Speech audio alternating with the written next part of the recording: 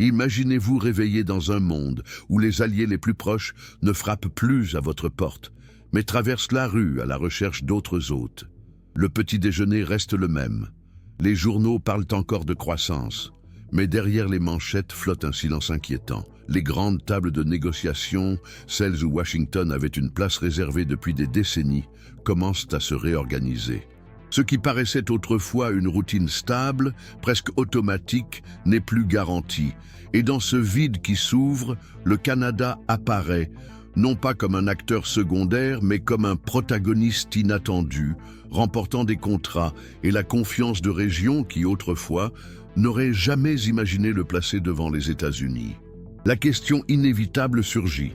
Comment l'ordre du commerce mondial peut-il se transformer aussi rapidement ? La guerre commerciale entre les États-Unis et le Canada n'est pas seulement un échange de tarifs ou un affrontement de chiffres dans des rapports financiers.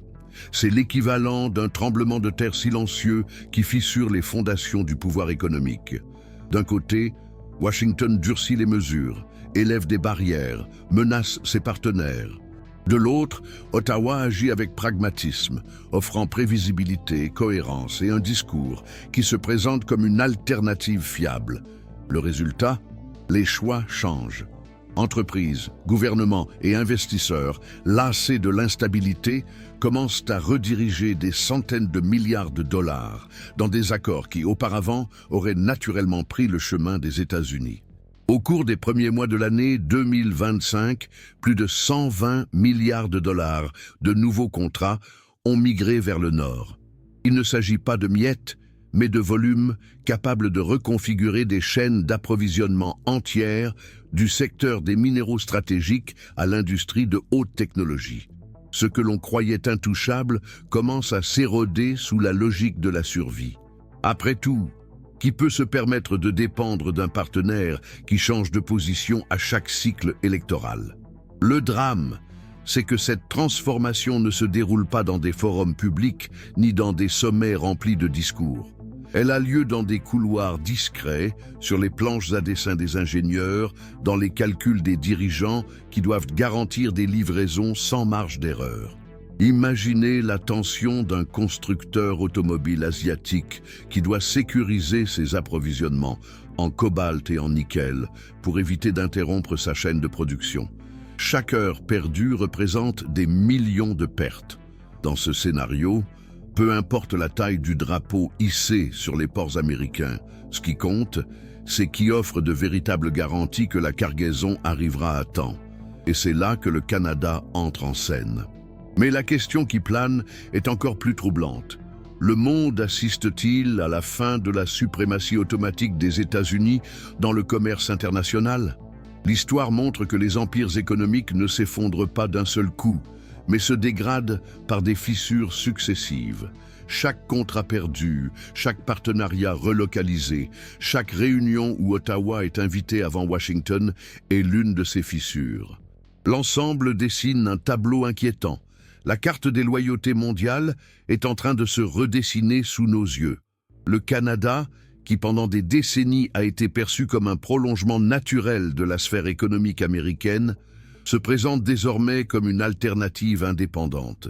Et il ne s'agit pas seulement de vendre du blé ou du bois, mais de conquérir des espaces dans des secteurs hautement stratégiques, les semi-conducteurs, l'énergie propre, les technologies de pointe. Le geste est audacieux. Qui aurait imaginé qu'en si peu de temps, des partenaires historiques concluraient des accords stratégiques avec Ottawa, souvent au détriment direct de Washington? Pensez à l'effet psychologique de ce changement. Pour les États-Unis, habitués à considérer les flux commerciaux comme un acquis, chaque déviation est perçue comme une offense. Mais pour les partenaires, le récit est tout autre. Il s'agit de survie, de stabilité, du droit de ne pas devenir l'otage de tarifs susceptibles d'être annoncés du jour au lendemain. Et cette divergence de perception engendre un conflit silencieux, presque invisible, mais qui façonne profondément la géopolitique. Il n'est pas exagéré d'affirmer qu'il s'agit de l'un des plus grands tests pour l'hégémonie américaine depuis la fin de la Seconde Guerre mondiale. L'enjeu ne se limite pas à l'argent, mais touche au prestige, à l'influence, à la capacité d'imposer des règles. Si autrefois le choix de négocier avec les États-Unis paraissait incontestable, des alternatives existent désormais. Et la plus intrigante d'entre elles, précisément parce qu'elle émane d'un voisin longtemps perçu comme dépendant, est le Canada. Ce qui rend ce virage encore plus provocateur, c'est sa rapidité. Il ne s'agit pas de décennies d'adaptation lente, mais de quelques années de décisions accumulées qui se sont transformées en avalanches. Un mouvement qui paraissait discret en 2024 a pris de l'ampleur au début de 2025, jusqu'à devenir la une des rapports bancaires, des discours ministériels et des analyses stratégiques. La vitesse à laquelle les partenaires ont redirigé des milliards montre que la confiance, une fois ébranlée, ne se reconstruit pas facilement. Le récit officiel à Washington tente de réduire la question à un jeu tarifaire passager, mais les chiffres racontent une autre histoire. Les secteurs où le Canada a progressé ne sont pas marginaux. Il s'agit de minéraux critiques essentiels pour les batteries et l'électronique, de technologies avancées qui façonnent l'économie numérique, d'accords énergétiques qui déterminent la sécurité de pays entiers. Ce qui est en train de se passer va bien au-delà d'un différend de court terme. C'est un changement structurel. Et ici surgit la question qui provoque l'inconfort dans n'importe quelle salle de commandement. Les États-Unis ont-ils sous-estimé la volonté du monde de chercher des alternatives? Gouverner dans la croyance que tous resteront alignés par habitude, c'est courir le risque de se réveiller dans un monde où ces mêmes alliés ont déjà conclu de nouveaux engagements, souvent irréversibles. Ce qui frappe, c'est que cette réorganisation mondiale n'est pas le fruit de campagnes agressives de marketing canadien ni de fortes pressions diplomatiques. C'est le résultat d'un positionnement réfléchi, d'une offre exactement adaptée aux besoins des autres. Stabilité, respect des accords, clarté des règles. En temps de volatilité, la prévisibilité devient une ressource rare, et c'est précisément cette ressource que le Canada fournit. Cette constatation soulève des dilemmes inconfortables. Si des pays de différents continents changent déjà de fournisseur, qui sera le prochain? Jusqu'où ira cet effet domino? Sommes-nous à l'aube d'une décennie où Ottawa remplacera Washington comme premier choix dans des secteurs clés? Ou bien les États-Unis réagiront-ils avec davantage de tarifs, davantage de pression, cherchant à regagner du terrain par la force? Les prochaines pages de cette histoire restent à écrire, mais une chose est déjà certaine, l'équilibre a changé. Le Canada, qui longtemps a vécu dans l'ombre de son voisin, projette désormais sa propre lumière. L'ascension n'est pas seulement économique, mais symbolique. Elle représente la possibilité d'un monde multipolaire, où la confiance ne se concentre pas en un seul pôle de pouvoir. Et peut-être que le détail le plus fascinant est là. Il ne s'agit pas d'une rupture déclarée, mais d'une succession de choix pragmatiques qui, ensemble, construisent une révolution silencieuse. À chaque contrat signé, à chaque investissement redirigé, à chaque partenariat qui migre vers le nord, l'échiquier mondial se transforme, non pas par des discours enflammés, mais par des calculs froids de survie et d'efficacité. Reste désormais la question qui résonne chez les diplomates, les investisseurs et les analystes. Si le Canada a pu conquérir autant en si peu de temps, quelle sera sa prochaine étape? Quel pays, encore récemment considéré comme solidement attaché aux États-Unis, sera le prochain à tourner le dos et à ouvrir les bras à Ottawa? Et c'est ici que la narration prend un nouveau rythme. La théorie rejoint la pratique. Observons, un par un, les partenaires qui ont déjà choisi de changer de cap.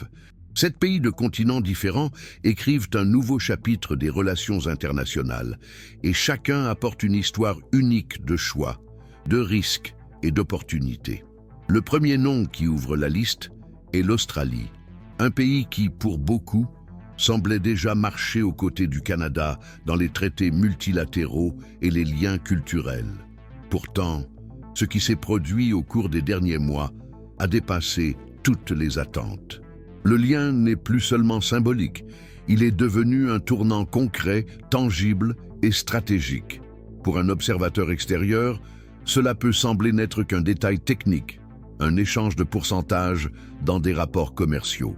Mais pour ceux qui vivent dans un monde où les décisions prises dans les bureaux résonnent directement sur le prix des aliments au supermarché, sur le coût du carburant à la pompe ou sur la stabilité de l'emploi, ce changement est bien plus qu'une statistique. C'est la preuve que l'échiquier géopolitique se déplace alors que les gens ordinaires essaient encore de comprendre pourquoi le prix de la viande ou des médicaments a changé d'un mois à l'autre. La rupture est survenue en 2024, lorsque les tarifs américains ont frappé de plein fouet des secteurs sensibles de l'économie australienne, comme l'exportation de viande bovine et de produits pharmaceutiques. Cette décision, prise à Washington, n'est pas restée confinée aux gros titres. Elle s'est infiltrée dans la vie quotidienne des familles australiennes, qui ont vu les prix des aliments grimper, mais aussi dans celle des entreprises qui dépendaient de routes stables pour écouler leurs produits. Imaginez un petit distributeur à Sydney, habitué depuis des décennies à importer des pièces automobiles des États-Unis pour approvisionner les ateliers locaux. Soudain, les délais s'allongent, les taxes augmentent et la trésorerie de l'entreprise se retrouve sous une pression jamais connue. Que faire dans un tel scénario? La réponse n'est pas venue des discours politiques, mais d'une alternative réelle et pragmatique. Le Canada. Le Canada, au lieu de promettre des solutions vagues, a offert un accès rapide grâce à des accords déjà consolidés dans l'espace transpacifique.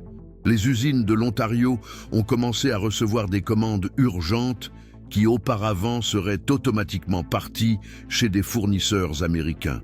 Exemple concret, une société minière australienne, face à la perspective de retard interminable dans ses commandes de machines lourdes, a transféré en quelques semaines plus de 2 dizaines de commandes vers des fabricants canadiens. Ce choix n'a pas été guidé par une affinité idéologique, mais par la nécessité de maintenir l'activité. Cette décision a garanti des emplois en Ontario, préservé les calendriers en Australie et montré que, dans les moments de crise, celui qui offre la prévisibilité remporte la bataille. Dans le même temps, le flux n'a pas été à sens unique. Des entreprises australiennes ont commencé à investir au Canada, notamment dans le secteur de l'extraction durable. Ce qui paraissait un simple ajustement de marché s'est transformé en coproduction. Les universités canadiennes et australiennes ont lancé des coopérations en recherche sur l'automatisation et sur des procédés d'extraction plus respectueux de l'environnement. C'est ici que le récit prend de la profondeur. Il ne s'agit plus d'un pays qui remplace l'autre, mais d'un partenariat qui se construit sur des valeurs communes, comme l'innovation et la durabilité. Pour ceux qui observent depuis la perspective de l'an 2025, une année marquée par des débats mondiaux sur la transition énergétique et la stabilité des chaînes de production, cette coopération apparaît comme une réponse concrète aux inquiétudes présentes. Pensez à une personne de 50 ans qui suit les nouvelles en vérifiant les comptes de la famille à la maison. En entendant parler de ces mouvements, elle ne saisit peut-être pas chaque détail technique, mais elle ressent de façon viscérale le message sous-jacent. Le monde n'est plus aussi prévisible, et la sécurité que l'on croyait éternelle doit être reconstruite à chaque décision. Peut-être que ce même spectateur se souvient des années 90, quand les États-Unis étaient vus comme un port sûr incontestable. Aujourd'hui, en voyant le Canada occuper cette place, le sentiment est celui d'un déplacement, d'une prise de conscience que l'ordre qui soutenait le quotidien a changé sans demander la permission. Ce basculement porte aussi une dimension émotionnelle pour les entrepreneurs de taille moyenne, qui, en 2025, évoluent avec des marges réduites et un environnement mondial de plus en plus instable. Pour eux, chaque nouveau tarif peut signifier des licenciements et chaque retard dans les ports peut entraîner des contrats annulés. Quand le Canada se présente comme une alternative solide, le soulagement est immédiat. Mais avec lui vient aussi l'inquiétude. Cette nouvelle relation est-elle durable ou seulement une solution d'urgence? La réponse semble se consolider trimestre après trimestre, avec des chiffres qui confirment non seulement l'augmentation des exportations, mais aussi les flux de capitaux, la recherche conjointe et les accords à long terme. C'est à ce stade que le Canada cesse d'être perçu comme un acteur secondaire pour occuper le centre de l'échiquier australien. Les chiffres montrent une croissance constante, mais les coulisses révèlent quelque chose d'encore plus important, la confiance. Et la confiance, une fois établie, est rarement inversée. L'Australie ne voit plus Ottawa comme un partenaire secondaire, mais comme une voie prioritaire pour protéger son économie des oscillations politiques de Washington. Ce changement, pour ceux qui l'analysent de près, est plus qu'un calcul économique. C'est un choix de survie dans un monde où la prévisibilité est devenue rare, ce qui nous conduit à une réflexion plus large. Ces transformations ne concernent pas uniquement les tarifs, les contrats ou les pourcentages de croissance. Elles concernent la manière dont les pays gèrent l'incertitude. Et pour comprendre ce processus, il ne suffit pas de regarder uniquement les chiffres. Il est essentiel d'observer aussi ceux qui sont derrière les décisions, ceux qui façonnent les stratégies, qui modifient le cours de l'économie mondiale. Des dirigeants qui, avec leur vision du monde, leurs obsessions personnelles et leurs contradictions, portent sur leurs épaules des choix qui influencent des millions de vies. C'est à ce point que je recommande sincèrement un e-book spécial sur les biographies de présidents qui définissent le scénario mondial, des figures comme Donald Trump et Xi Jinping. Comprendre leur trajectoire depuis la jeunesse, leur schéma de pensée et les façons dont ils ont transformé les obstacles en pouvoir est une clé pédagogique pour saisir ce qui se passe aujourd'hui et ce qui pourrait encore arriver dans la géopolitique mondiale. Le lien pour accéder à cet e-book est disponible dans le commentaire épinglé. Si cette analyse vous a aidé à voir plus clairement comment les engrenages du commerce mondial sont en mouvement, profitez-en pour vous abonner à la chaîne et aimer cette vidéo. Chaque geste de soutien renforce la continuité de ce travail et garantit que davantage de personnes puissent accéder à des contenus qui relient les coulisses du pouvoir à la réalité de notre quotidien. Le Japon entre en scène comme s'il ouvrait une porte soigneusement verrouillée depuis des décennies. La relation commerciale avec le Canada n'est pas née d'une soudaine sympathie, mais d'un besoin vital qui traverse le cœur de son économie, l'énergie. Pendant des années, Tokyo a maintenu sa confiance dans les routes traditionnelles d'approvisionnement, que ce soit dans le gaz liquéfié en provenance des États-Unis d'Amérique ou dans les flux venant du Moyen-Orient. Mais en 2025, les rouages ont commencé à grincer. Les tarifs américains sur les métaux utilisés dans l'industrie des véhicules électriques et sur les produits industriels ont contraint le Japon à repenser son propre chemin. Cette remise en question n'a pas été théorique. Elle s'est matérialisée par des contrats signés, des navires programmés pour appareiller et des ingénieurs révisant leurs calculs de coûts avec des regards attentifs. Le Canada est entré dans cet espace avec une posture précise: offrir de la fiabilité et réduire les risques. Que signifie pour une nation comme le Japon de faire confiance à un autre fournisseur d'énergie? Pensez au quotidien d'un pays qui dépend de la perfection de l'horloge. Une usine à Osaka qui retarde la production de semi-conducteurs d'une seule semaine ne perd pas seulement des contrats. Elle compromet des chaînes entières d'approvisionnement à travers la planète.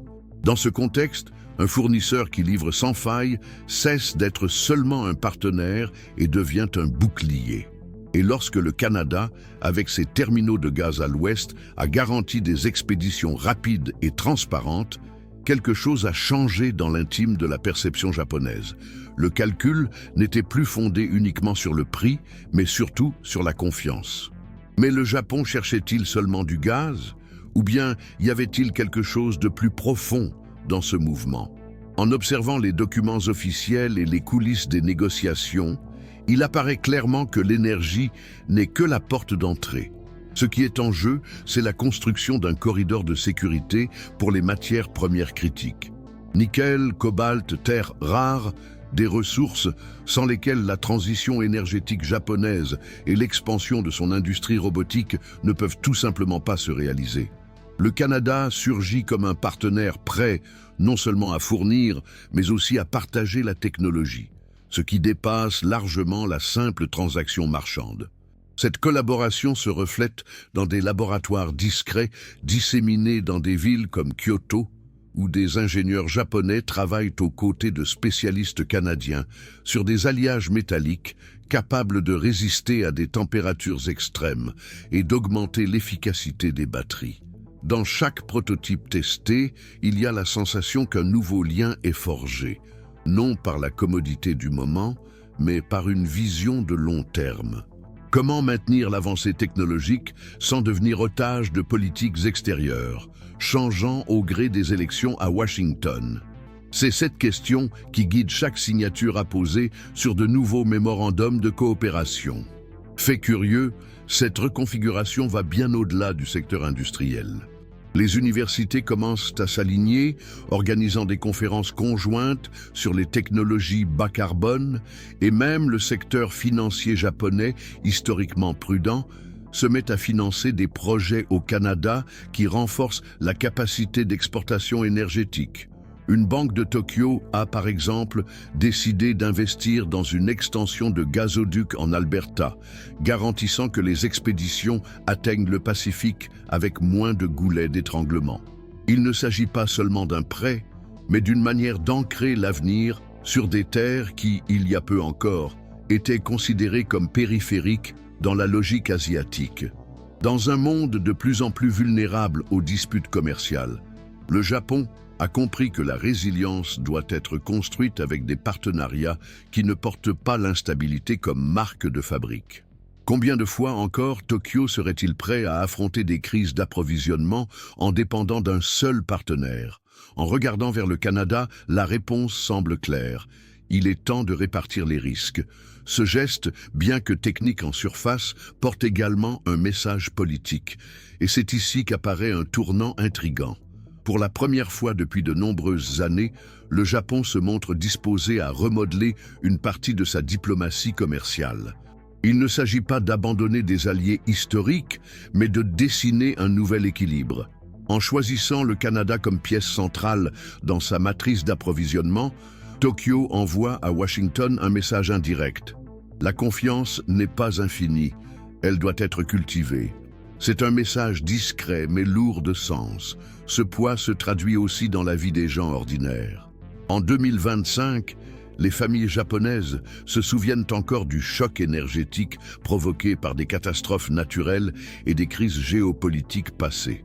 Chaque facture d'électricité plus élevée ravive la mémoire de jours incertains. Désormais, en apprenant que des contrats ont été conclus avec le Canada pour garantir un approvisionnement stable, elles ressentent un soulagement qui n'apparaît pas dans les rapports, mais qui se vit dans la routine des foyers. Peut-être ne perçoit-on pas immédiatement à quel point cette coopération façonne l'avenir, mais par petites doses de stabilité, elle commence déjà à s'installer. Et ce n'est pas seulement dans les foyers que cela résonne.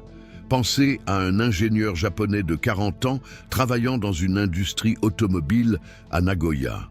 Il sait que si l'approvisionnement en cobalt et en nickel échoue, les projets de nouveaux modèles électriques s'arrêtent purement et simplement. Pour lui, le Canada n'est pas une abstraction lointaine, mais la garantie que son travail continuera d'exister, que les objectifs d'innovation ne seront pas interrompus. Ce lien entre décisions macroéconomiques et vies individuelles est le véritable moteur qui donne chair aux statistiques. Le Japon, en se rapprochant du Canada, ravive également un trait ancien de sa culture, la quête de discipline et de prévisibilité. Dans les ports de Yokohama et de Kobe, l'arrivée de navires chargés de gaz canadien n'est pas seulement un mouvement commercial de plus. C'est la traduction visible de choix stratégiques faits pour que les usines ne s'arrêtent pas et que les hôpitaux ne manquent pas d'énergie. Et chaque navire qui accoste porte en lui un message clair. En temps d'incertitude, celui qui peut livrer à temps devient irremplaçable. C'est à ce point que se dessine la véritable bascule. La coopération énergétique n'a été que le commencement. Peu à peu, le partenariat s'étend à des secteurs de recherche sur l'intelligence artificielle appliquée à la gestion des ressources énergétiques, à des programmes conjoints d'éducation en ingénierie environnementale et même à des débats diplomatiques sur les normes internationales de durabilité. Le Canada n'est plus perçu seulement comme un exportateur, mais comme le co-auteur de solutions ayant un impact mondial. Si le Japon, connu pour sa prudence et sa rigueur stratégique, a choisi de franchir ce pas, quelles autres nations pourraient observer et réfléchir à un repositionnement de leur propre choix? S'agit-il du début d'une vague capable de transformer durablement les flux du commerce mondial? Et tandis que ces questions résonnent, il devient évident que la relation entre le Canada et le Japon n'est pas seulement un chapitre de plus dans les rapports commerciaux. Elle constitue l'une des pièces centrales de la reconfiguration d'un monde qui a appris à se méfier des dépendances excessives. L'avenir qui s'écrit aujourd'hui dans les couloirs de Tokyo et d'Ottawa ne parle pas seulement de contrats. Il parle de confiance, de vision à long terme et du courage de rompre avec des schémas qui paraissaient immuables. Le Mexique surgit comme un personnage qui, jusqu'à hier, semblait enfermé dans une chorégraphie répétée depuis des décennies. Un pas vers le nord, un autre rendu sous forme de produits finis. Et ainsi se poursuivait la danse entre usines, frontières et accords qui paraissaient immuables. Mais en 2025, cette danse a commencé à perdre son rythme. Ce qui semblait acquis ne tient plus, et ce que l'on croyait stable montre des signes d'essoufflement. Pour la première fois depuis de nombreuses années, des entrepreneurs mexicains commencent à regarder au-delà de la frontière immédiate et voient dans le Canada non pas seulement une alternative, mais un chemin entier à explorer. C'est comme si un rideau avait été tiré, révélant une scène nouvelle où les anciennes certitudes n'ont plus leur place. Le changement n'est pas né de discours enflammés ni de négociations publiques, mais d'une accumulation de petits heurts qui ont érodé la confiance.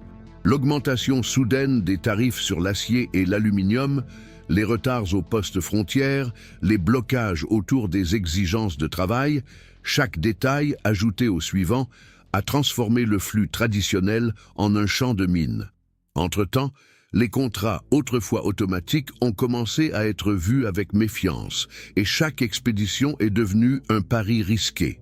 Face à ce scénario, beaucoup se sont demandé combien de temps encore pourra-t-on dépendre d'une structure qui ne garantit pas la stabilité. C'est dans ce vide que le Canada s'est inséré, non pas en offrant des promesses vagues, mais en présentant des pratiques concrètes. Des entreprises mexicaines, qui auparavant se tournaient exclusivement vers des fournisseurs américains, ont commencé à conclure des contrats avec des usines en Ontario et en Colombie-Britannique. Des composants électroniques, des machines de précision, des polymères et même des intrants agricoles ont commencé à arriver sans l'ombre des incertitudes qui planaient sur les anciens partenaires. Pensez aux propriétaires d'une industrie de pièces automobiles à Monterrey, habitués à des retards qui coûtaient des nuits blanches. Soudain, les délais ont été respectés et les coûts, bien qu'ils ne soient pas toujours les plus bas, offraient quelque chose de plus précieux, la prévisibilité. Et ce n'est pas seulement dans le secteur industriel que le changement s'est fait sentir. Le monde rural mexicain, habitué à subir les conséquences de sécheresses imprévisibles, a trouvé chez les producteurs canadiens un réseau d'approvisionnement qui aidait à atténuer les risques. Les grains du Saskatchewan ont commencé à débarquer dans les ports mexicains, garantissant des matières premières à des prix plus stables, au moment où les champs américains souffraient de sécheresses sévères. Ce réseau n'a pas remplacé la production locale, mais a offert une ligne de soutien qui a donné de l'air aux industries alimentaires pressées par des marges de plus en plus étroites. N'est-il pas curieux qu'un changement paraissant lointain, décidé dans les bureaux d'Ottawa, puisse se refléter dans le pain qui arrive sur la table d'une famille à Guadalajara? L'aviation est également devenue la scène de ce bouleversement. Alors que des licences d'exportation bloquaient les négociations entre entreprises mexicaines et autorités américaines, Bombardier étendait discrètement sa présence à Querétaro. Ce qui n'était autrefois qu'un pôle d'assemblage est devenu un pont d'innovation, rapprochant ingénieurs canadiens et mexicains dans des projets conjoints. Cela n'a pas seulement accéléré les livraisons, mais a montré que la coopération pouvait naître d'un besoin pratique. Maintenir les lignes de production en marche sans dépendre d'un labyrinthe bureaucratique. Encore plus surprenant est le secteur énergétique. Le Mexique, avec sa faim croissante d'électricité pour soutenir les pôles industriels, s'est retrouvé à plusieurs reprises limité par des disputes autour de projets binationaux avec les États-Unis. C'est à ce moment que des compagnies canadiennes d'hydroélectricité et de gaz ont commencé à sonder des opportunités sur le sol mexicain. Il ne s'agissait pas seulement d'exporter des ressources, mais de co-créer des infrastructures. Imaginez la tension d'une ville industrielle souffrant de coupures de courant en pleine expansion et recevant soudain des propositions de diversification énergétique venues du Nord, offrant des voies échappant à la dépendance traditionnelle. N'est-ce pas là la semence d'un nouveau modèle continental? Dans le même temps, des changements plus subtils, mais tout aussi révélateurs, ont vu le jour. Des représentants commerciaux canadiens ont commencé à visiter des foires et des centres d'affaires dans des villes comme Guadalajara et León, non pas avec de grands discours, mais avec des réponses pratiques à des douleurs spécifiques. Des emballages adaptés aux exigences locales, des réseaux logistiques bilingues, des contrats conçus pour servir les petites et moyennes entreprises. Des gestes qui paraissent des détails, mais qui, additionnés, créent de la confiance. Pour un entrepreneur mexicain de 40 ans, aux prises avec les dilemmes de maintenir la production dans un environnement instable, le sentiment est clair. Le partenaire qui se soucie des rouages du quotidien est celui en qui l'on peut avoir confiance. Et si la confiance s'établit, il ne faut pas longtemps avant qu'un espace plus vaste ne s'ouvre.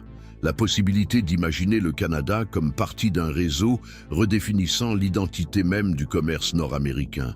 Ce qui était auparavant une relation triangulaire dominée par Washington se dessine désormais comme un triangle aux côtés plus équilibrés. Le Mexique réalise qu'il peut diversifier, le Canada comprend qu'il peut s'étendre, et les États-Unis commencent à sentir que leur rôle central n'est plus aussi incontestable. Ce mouvement peut-il encore être inversé, ou assistons-nous déjà à la naissance d'un nouvel ordre ? Peut-être la réponse se trouve-t-elle dans les couloirs industriels du Guanajuato, où des fournisseurs automobiles commencent à inclure des usines canadiennes dans leur planification à long terme. Peut-être est-elle dans les cuisines mexicaines, où des aliments venus des champs canadiens commencent à remplacer des importations traditionnelles. Ou peut-être dans les assemblées de dirigeants qui, en planifiant des investissements, placent Ottawa et Toronto comme alternatives stratégiques jusque-là jamais envisagées. Chacun de ces choix paraît petit isolément, mais ensemble, ils construisent un récit qu'on ne peut ignorer. Ce récit, chargé de tension et de pragmatisme, montre que le Mexique n'est pas simplement en train de changer de partenaire. Il apprend à marcher sur un terrain nouveau, à goûter la liberté de ne pas dépendre d'une seule source. Cette liberté, toutefois, vient accompagnée d'incertitudes. Le Canada saura-t-il soutenir ce nouveau rôle ? Les États-Unis accepteront-ils la perte d'espace sans réagir? Chaque pas est fait avec prudence, mais le rythme n'est déjà plus celui d'autrefois. Au bout du compte, ce que nous voyons, c'est un Mexique qui ose réécrire sa propre partition commerciale, n'étant plus prisonnier d'un seul tempo. Aux côtés du Canada, une mélodie inédite se crée, où chaque note porte non seulement une valeur économique, mais aussi la promesse d'une nouvelle façon d'exister sur la carte mondiale. Une promesse dont nous ne savons pas encore jusqu'où elle peut aller, mais qui résonne déjà dans les usines, les champs, les bureaux et les foyers des deux côtés. Et la question qui s'impose, aussi inévitable que le temps, est celle-ci. Jusqu'où cette symphonie peut-elle grandir avant qu'il ne devienne impossible de l'ignorer? L'Inde n'est pas entrée dans ce nouveau plateau international comme un simple observateur des mouvements des autres. Elle y est entrée comme une nation qui sait que le moment est maintenant ou qu'il sera trop tard. Pour le pays qui abrite la plus grande démocratie de la planète, habitué à faire face à d'immenses pressions internes et à une population qui dépasse 1 milliard de personnes, chaque décision commerciale laisse des marques qui vont bien au-delà des graphiques d'exportation. C'est une question de survie, d'identité et en même temps de projection de puissance. En l'an 2025, alors que les débats mondiaux tournent autour de l'autonomie technologique, de la sécurité alimentaire et de la transition énergétique, l'Inde prend des décisions qui résonnent sur tous les continents. Et au centre de ces choix, le Canada apparaît avec une force qui, il y a peu, aurait semblé impensable. Les premiers indices de cette transformation ont surgi presque invisiblement. Quelques cargaisons de lentilles qui, au lieu de passer par des ports américains, ont discrètement débarqué à Mumbai depuis des navires canadiens. Quelques mois plus tard, un lot de papier industriel a lui aussi changé de route. Ce qui paraissait un détail s'est révélé comme le prélude à quelque chose de plus vaste. Il ne s'agissait pas d'un hasard, mais d'un repositionnement conscient. L'Inde commençait à écrire une nouvelle page dans sa politique d'alliance commerciale, et le Canada assumait un rôle que l'on ne pouvait déjà plus qualifier de secondaire. Pourquoi cela importe-t-il? Parce que l'économie indienne bat dans plusieurs directions à la fois. C'est un mécanisme d'usine, produisant des technologies de pointe, tandis que des villages vivent encore de l'agriculture traditionnelle. C'est une mosaïque d'urgence, de l'énergie pour alimenter des villes qui croissent sans repos, des aliments pour garantir la stabilité sociale, des médicaments accessibles pour soutenir une population diverse et de plus en plus exigeante. Dans chacun de ces domaines, l'Inde a compris que dépendre trop des États-Unis signifiait accepter des obstacles bureaucratiques, des contrôles excessifs et une méfiance qui érodait les relations. Le Canada, au contraire, ouvrait des portes. Un fait curieux. Au premier semestre de l'an 2025, les exportations canadiennes vers l'Inde ont augmenté de plus de 40%. Mais ce n'est pas seulement la statistique qui a attiré l'attention, c'est aussi la nature de ce qui était échangé. Des engrais qui ont aidé à contenir les prix intérieurs, de l'aluminium de qualité supérieure pour l'industrie aéronautique, de l'orge et des semences qui ont soutenu les programmes agricoles dans des États indiens touchés par la sécheresse. Cette diversification a non seulement renforcé le lien, mais aussi généré des histoires quotidiennes. Imaginez un agriculteur au Gujarat, habitué à des récoltes incertaines, ayant désormais accès à des intrants canadiens qui offrent une meilleure résistance au climat. Pour lui, cette relation n'est pas un concept abstrait, mais une différence réelle dans l'assiette de sa famille. La réciprocité s'est également manifestée. Des exportateurs indiens de médicaments, traditionnellement orientés vers le marché américain, ont trouvé au Canada un accueil chaleureux et des réglementations plus claires. L'effet pratique a été immédiat. Des chaînes de pharmacies à Toronto et à Montréal ont commencé à distribuer des génériques produits à Hyderabad, élargissant l'accès à des traitements abordables. Parallèlement, des centres technologiques indiens ont ouvert des filiales à Vancouver, misant sur la communauté locale pour bâtir un réseau qui mélange innovation et diversité culturelle. Chaque mouvement renforce une logique simple. Les deux parties veulent la stabilité. Les deux connaissent le prix de l'instabilité. Mais la transformation ne s'est pas arrêtée au commerce traditionnel. Dans les coulisses, des rencontres entre dirigeants politiques dans des forums internationaux ont ouvert la voie à des dialogues de long terme.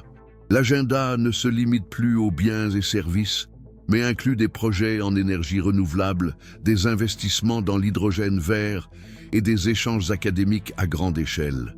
N'est-il pas surprenant qu'un pays qui, hier encore, regardait Washington comme référence immédiate, voit maintenant Ottawa comme un partenaire stratégique pour dessiner l'avenir? Ce changement est aussi culturel. La diaspora indienne au Canada, qui compte des millions de personnes, a construit des ponts invisibles qui se transforment désormais en corridors d'affaires. De petits entrepreneurs qui avaient commencé avec des commerces familiaux jouent aujourd'hui le rôle d'intermédiaires dans des contrats de plusieurs millions.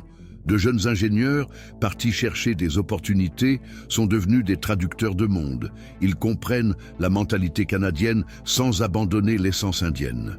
Ce pont humain fait que les transactions ne sont pas seulement des chiffres, mais des rencontres d'histoire et de visions de vie. Et il y a encore un détail intrigant.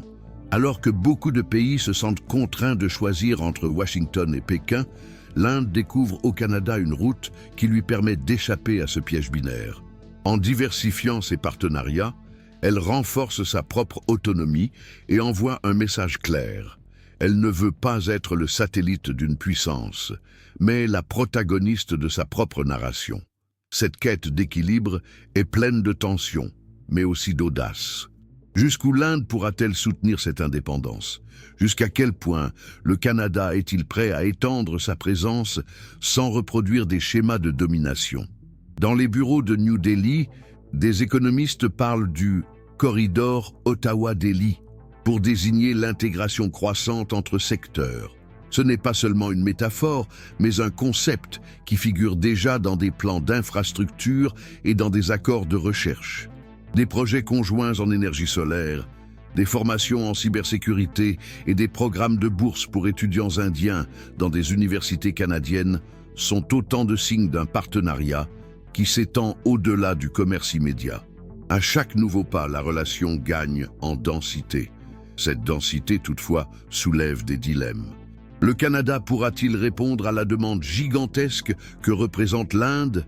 Et l'Inde, en renforçant ce lien, ne risque-t-elle pas de susciter la jalousie de ses partenaires traditionnels? L'histoire récente montre qu'aucun choix de ce niveau n'est exempt de conséquences. Mais peut-être est-ce justement cette volonté de prendre des risques qui définit la vitalité de l'Alliance. En observant ce scénario, il devient inévitable de penser aux dirigeants qui personnifient ces décisions. Des hommes qui portent sur leurs épaules non seulement des calculs économiques, mais aussi des visions du monde, des traumatismes du passé et des ambitions pour l'avenir. Pour comprendre réellement comment de tels mouvements se consolident, il est essentiel de savoir qui sont ces personnages et comment ils en sont arrivés là. Et c'est à ce point qu'un matériel exclusif prend toute sa valeur. Un livre électronique avec des biographies détaillées de présidents qui façonnent le présent mondial, tels que Donald Trump et Xi Jinping. En plongeant dans leurs histoires, depuis leurs premiers pas dans la jeunesse jusqu'aux choix qui les ont conduits au pouvoir, il est possible de percevoir des schémas de comportement, des stratégies récurrentes et des contradictions qui aident à décoder pourquoi le monde est ce qu'il est en l'an 2025. Le lien pour accéder à ce livre électronique se trouve dans le commentaire épinglé. Si cette analyse vous a ouvert de nouvelles perspectives, abonnez-vous à la chaîne, cliquez sur « J'aime » pour cette vidéo et partagez vos réflexions dans les commentaires. Chaque geste d'interaction élargit la discussion et renforce l'espace pour continuer à explorer ensemble les engrenages invisibles qui meuvent notre époque. Et si un seul conteneur abandonné dans un port suffisait à remettre en cause des décennies de confiance? C'est exactement ce qui s'est passé au Royaume-Uni, lorsqu'une cargaison périssable, en attente de dédouanement dans un terminal du New Jersey, a pourri dans l'attente d'une inspection. L'épisode paraissait banal, un simple accident logistique.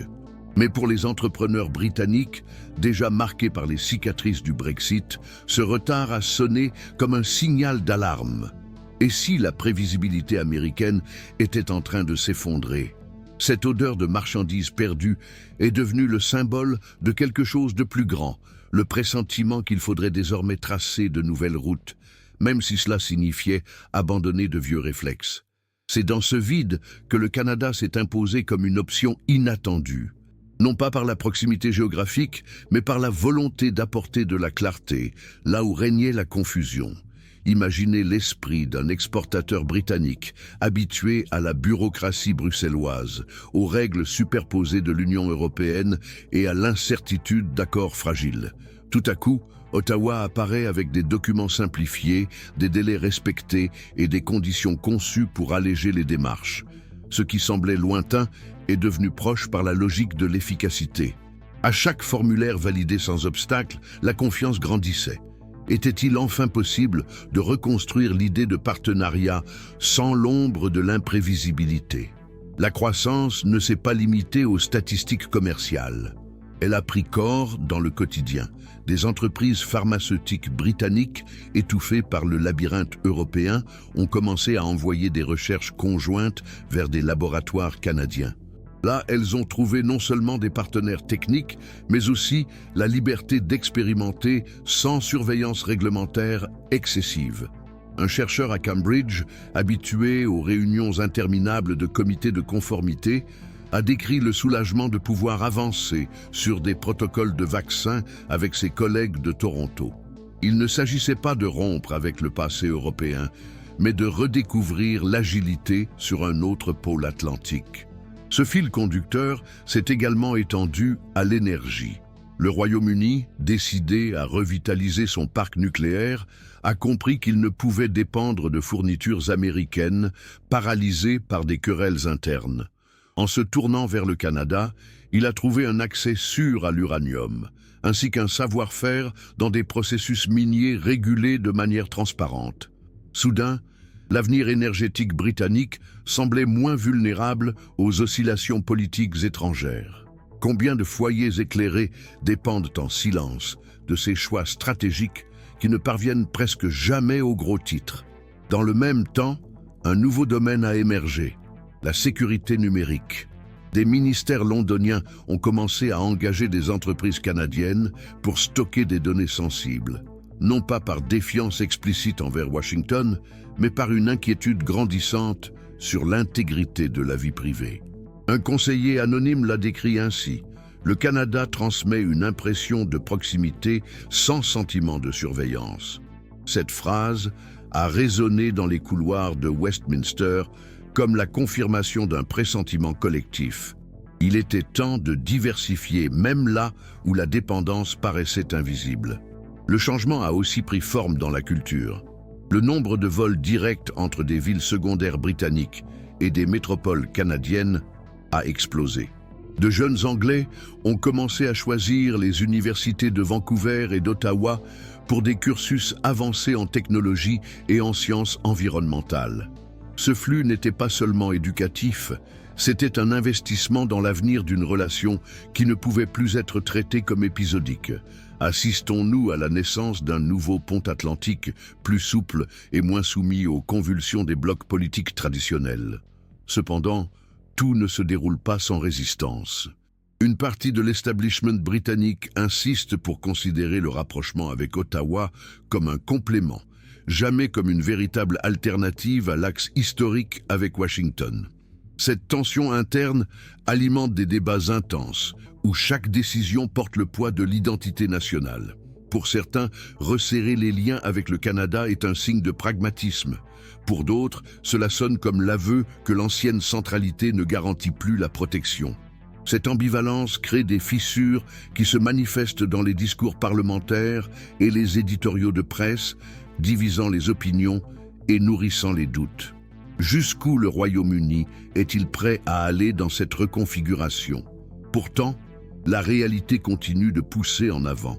À chaque arrivée ponctuelle de marchandises canadiennes, à chaque recherche scientifique qui prospère en partenariat, à chaque contrat énergétique signé sans accroc, la perception se cristallise. Le Canada ne se contente pas de combler des vides. Il offre un socle alternatif, un réseau alliant stabilité économique et affinité culturelle. En regardant en arrière, on se rend compte que le conteneur oublié dans le New Jersey n'était pas un accident isolé, mais la métaphore d'un système qui ne délivrait plus une confiance automatique. Et maintenant, la grande question résonne.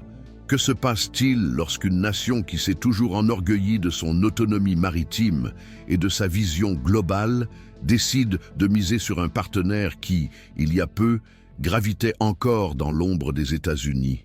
Que change-t-il lorsque le pragmatisme l'emporte sur la nostalgie et que la survie parle plus fort que les souvenirs d'anciennes alliances? Le Royaume-Uni n'a peut-être pas encore de réponse définitive, mais le chemin est déjà entamé. L'avenir de cette relation avec le Canada ne se jouera pas dans de grandes conférences, mais dans le quotidien de ceux qui dépendent de contrats honorés, de délais respectés et d'engagements tenus. Et chaque petit geste, aussi invisible qu'il puisse paraître, porte en lui la graine d'une transformation plus vaste.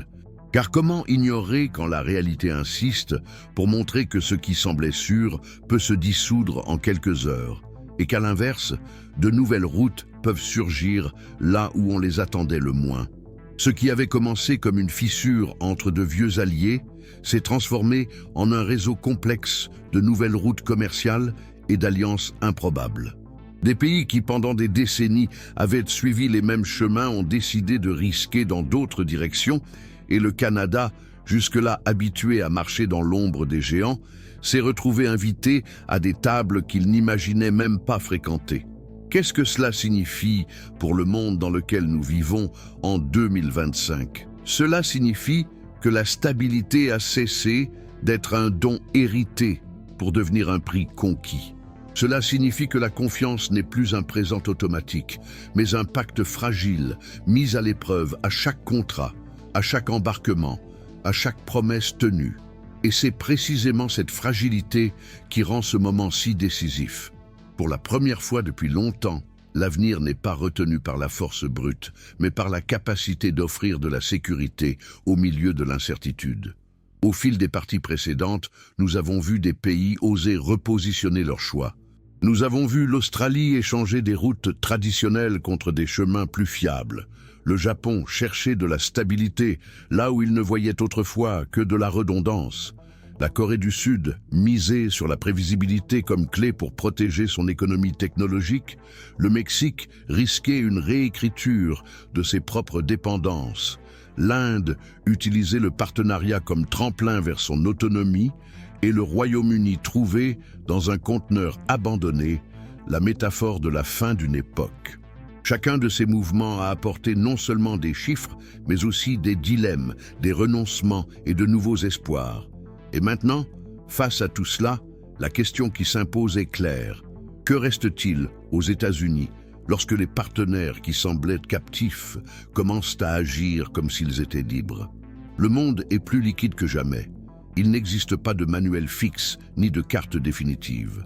Nous voyons des choix se faire en temps réel, façonnés par des crises énergétiques, des disputes tarifaires, des urgences climatiques et par la recherche incessante de sécurité. Et le Canada, qui semblait depuis si longtemps condamné à n'être qu'un figurant, montre que la pertinence n'est justement de la capacité à entendre ce dont les autres ont besoin et à offrir ce que les autres craignent de perdre, la prévisibilité. C'est dans ce geste simple et en même temps révolutionnaire qu'Ottawa construit son propre espace sur la scène internationale. Non pas comme un substitut direct des États-Unis, mais comme une alternative capable de réduire les risques dans un monde où le risque est devenu la nouvelle monnaie. La grande leçon est que le commerce a cessé d'être seulement un flux de marchandises. Il est devenu le reflet de la manière dont chaque nation désire être perçue et de la façon dont elle veut survivre. Lorsque l'Australie redirige des machines, lorsque le Japon signe des contrats à long terme, lorsque la Corée du Sud décide d'investir dans des raffineries à l'étranger, lorsque le Mexique choisit des routes parallèles, lorsque l'Inde diversifie ses partenariats et lorsque le Royaume-Uni recherche de nouveaux ancrages, tous ces gestes sont plus que du pragmatisme. Ce sont des déclarations silencieuses d'autonomie. Ils disent que le monde n'accepte plus de dépendre d'un seul centre de gravité. Ils disent que l'ère de l'obéissance automatique est terminée. Et où cela nous laisse-t-il, nous, observateurs, peut-être devant un miroir inconfortable? Combien de fois avons-nous cru que l'ordre mondial était solide, immuable, garanti? Combien de fois avons-nous fait confiance au fait que certaines alliances ne seraient jamais ébranlées? Désormais, lorsque nous voyons des pays entiers changer de route en quelques mois, nous réalisons que le fil qui soutient la confiance est plus fragile que nous ne l'imaginions. Et c'est sur ce fil que se décide non seulement l'avenir des gouvernements, mais aussi le prix de la nourriture sur la table, l'énergie qui éclaire nos maisons, les emplois qui soutiennent des familles entières. Le commerce n'est pas lointain. Il palpite dans chaque détail de la vie quotidienne. S'il existe une émotion qui traverse tout ce processus, c'est peut-être la sensation de rupture et de renaissance en même temps. Rupture, parce que de vieux pactes se défont sous nos yeux. Renaissance, parce que de nouvelles alliances émergent avec des promesses qui n'existaient pas auparavant. Le Canada n'est pas le sauveur, et il n'est pas non plus la solution finale. Mais il est la preuve qu'il y a toujours une place pour celui qui se présente avec clarté quand les autres se cachent dans l'incertitude. Il est la preuve que le monde, même au milieu du chaos, peut choisir de construire des chemins plus équilibrés. Et nous arrivons ici à un point crucial. Qui contrôle ces mouvements? qui tracent les lignes invisibles, qui relient ou rompent les partenariats. Ce ne sont pas seulement des entreprises ou des tableurs, mais aussi des dirigeants qui portent avec eux des histoires de vie, des peurs personnelles et des ambitions politiques. Le destin de millions de personnes est façonné par des décisions prises dans des salles de réunion où peu ont accès. Et ces décisions, à leur tour, sont guidées par des trajectoires qui ont commencé bien avant leur arrivée au pouvoir. C'est pourquoi comprendre la jeunesse de Donald Trump, marquée par des négociations familiales et une vision obstinée de la victoire, ou la formation de Xi Jinping, traversée par des chutes, des exils et des stratégies de survie, est si important pour déchiffrer le présent. Comprendre comment ces dirigeants se sont forgés, quelles cicatrices ils portent et quels rêves ils n'ont jamais abandonnés, nous aide à comprendre pourquoi le monde se déplace ainsi en 2025. Si vous souhaitez plonger dans cette lecture essentielle, l'e-book exclusif avec les biographies approfondies de ces présidents est disponible dans le commentaire épinglé. Avant de conclure, je veux m'adresser directement à vous. Si ce parcours vous a apporté de la clarté, s'il a suscité des questions ou éveillé en vous une nouvelle manière de regarder ce qui se passe à l'extérieur, mais aussi à l'intérieur, abonnez-vous à la chaîne, laissez votre commentaire et mettez un j'aime à cette vidéo. Votre participation est la force qui maintient cette analyse vivante et pertinente. Merci d'avoir suivi jusqu'ici. Ce fut une longue traversée, faite de tensions, de retournements et de révélations. Et j'ai la certitude que le prochain contenu vous emmènera encore plus loin. À très bientôt.